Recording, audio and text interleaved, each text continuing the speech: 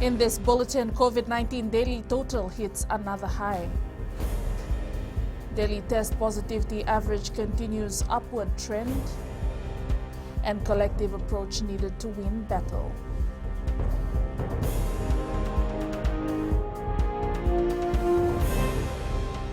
Good morning.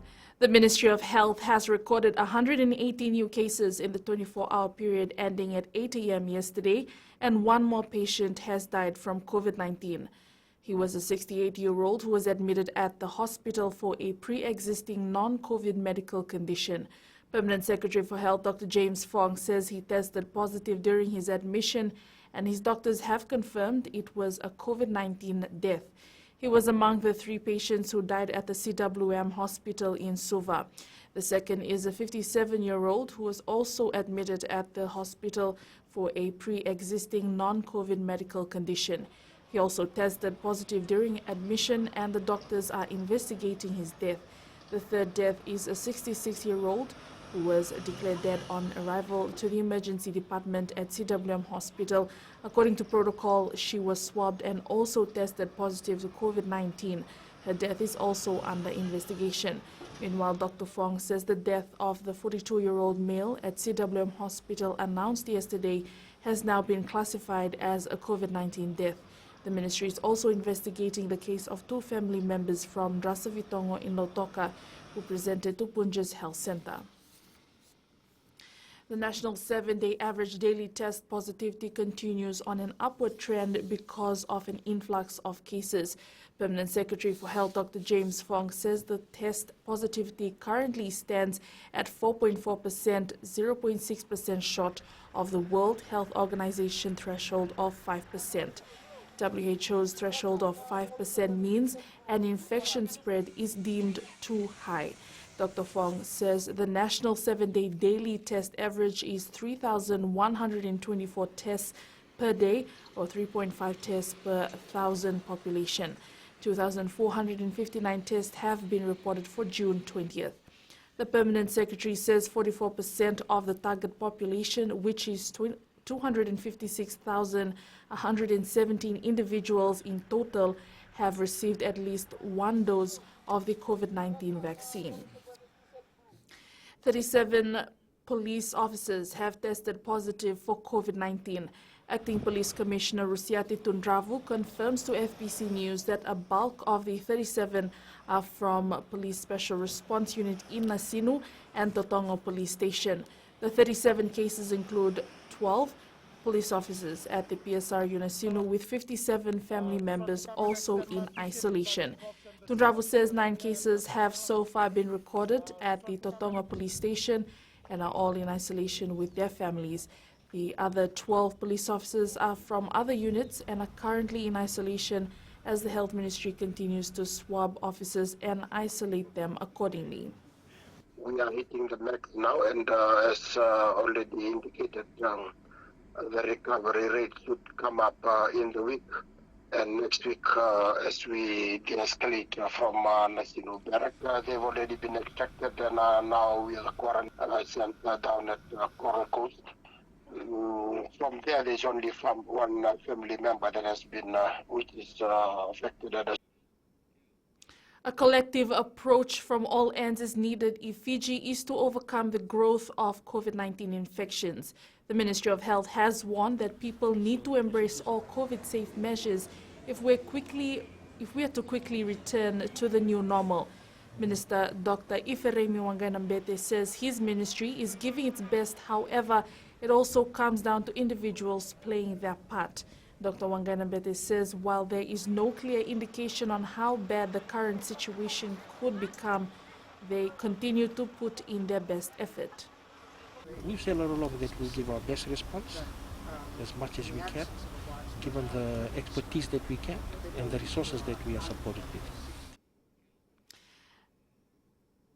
Nosori Market will be closed today as a precautionary measure.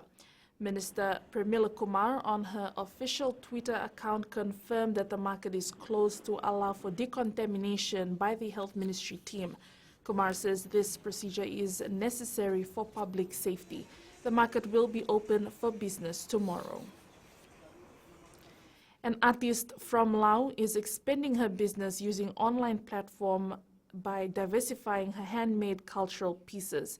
Continuing her late mother's legacy during the pandemic, Koto Matemosi says she is using her skills to keep the family financially afloat. The 35-year-old says masi making has come in handy during the pandemic.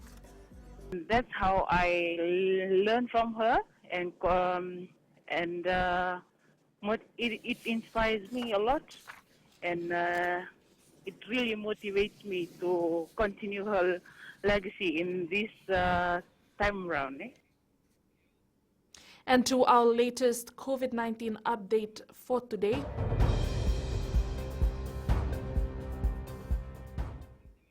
There were 180 new cases in the 24-hour period ending at 8 yesterday morning. The Ministry of Health has recorded an increase in cases in the Lami and Nausori areas. Fiji has recorded 2,200 cases since April. There are now 1,631 active cases in isolation, with 618 recoveries in total. The COVID-19 death toll stands at 9.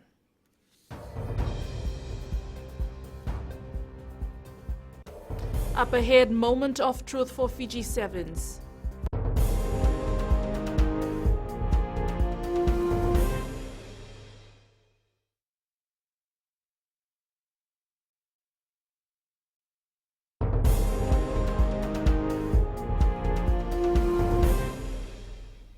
Welcome back. Some members of the Fiji Sevens squad have quickly developed from club to world-class players in 1 year. These include Daniela Sandrungu, Kaminieli Rasaku, and Sireli Mangala. Fiji Sevens head coach Gareth Babas says there are a lot of unknowns for the side heading into the Oceania Sevens this weekend, but all players deserve to be part of the tournament. And the players that have earned their position in that 18 have done it through hard work and graft. Some of them I've known playing domestically in Fiji for the last 2 or 3 seasons, and they get their opportunity probably quicker than they thought in some respects in terms of going to play an international competition. But what they've shown is, I suppose, the behaviours and the values that we want in a group, and the quality in their technical, tactical abilities to play at this level as well. The cold weather in Brisbane, Australia failed to deter the Fijiana Sevens side from going all out at training. Team co-captain Tokasa Seniasi says they adjusted well to the weather and responded well during training while in quarantine. She adds they're fortunate to be playing against 2 of the top teams in women's sevens history this weekend.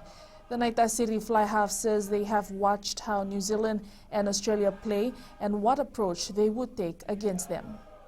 There's a few new players who will make their debut in the Senior Sevens international stage.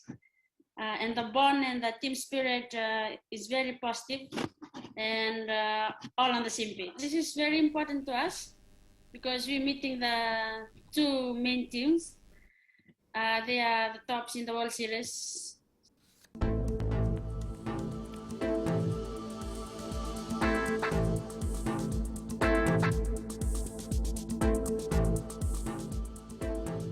Fine weather will prevail over most parts of the country today.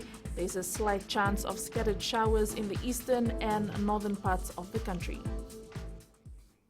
That's FBC Morning News. Join us at 7 p.m. for our major bulletin. For news you can trust, get the facts from FBC's TV, radio and digital news at fbcnews.com.fj. Take care and good morning.